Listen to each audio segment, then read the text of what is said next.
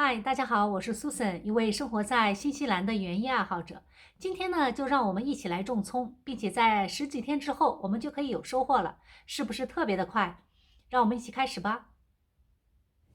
我们先到超市买2把新鲜的葱，这2天的葱是3.69刀一把，一把有6、7根，价钱还是蛮贵的。好在很新鲜，老叶啊、不好看的叶子都已经摘掉了，我们回家就不用处理了。直接找个不漏水的容器，什么容器都可以，可以是不用的杯子啊，或者你想要漂亮一些，可以用个漂亮的小罐子。至于要剪多长呢，我完全取决于容器的高矮。像这种矮的呢，我会高出容器1-2公分。然后我们就把它原来带的根须全部剪掉，让它重新长根。这一步很重要，如果不剪根又不经常换水，水很容易变臭。剪成这个样子就可以了，要注意的就是不要剪得太过分了。如果把它的发芽点给剪掉了，它就长不出根来了。像这种矮的罐子呢，有个问题，葱在里面站不起来，倒来倒去，以后长出来的葱啊是弯的。我们呢可以用一根橡皮筋给它扎一下，这样它就能够站起来了。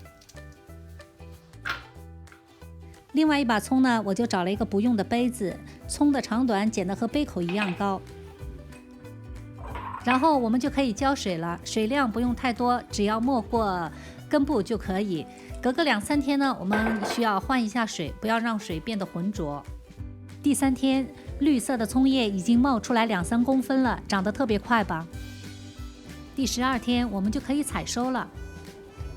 让我们来看一看，在这10几天，它们长高了多少。最高的绿色葱叶将近有30公分。葱叶的高矮粗细取决于我们买的葱的粗细程度。大家在买葱的时候尽量挑粗一点的，这样它储存的营养成分就稍微多一点。这样呢，它长出来的葱叶就比较粗，我们呢也能多吃几茬。我准备把长的、细的、弱的先剪掉。哎呀，一剪刀下去失去平衡了，那我要把旁边的都要剪掉，这样它才能继续站着。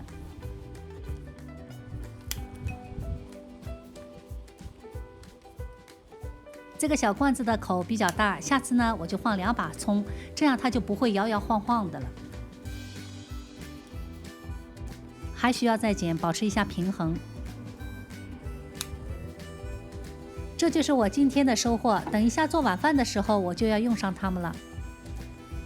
所以啊，在厨房的窗台上种一些水培葱，我们做饭的时候需要葱花，就可以现用现剪，非常方便。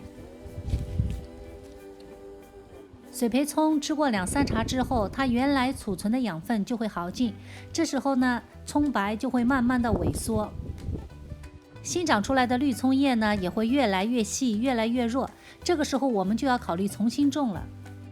如果我们想种一次吃得久一点，也是有办法的。我们需要把葱种在土里，土壤能够源源不断的给葱提供营养。只不过呢，这样就不太适合种在室内了。我们可以种在外面的阳台上、deck 上。我们可以准备一个花盆，然后放上种植土。剪下5公分的葱段，同样也需要把老的根须都剪掉，这样才能促进新根的生长。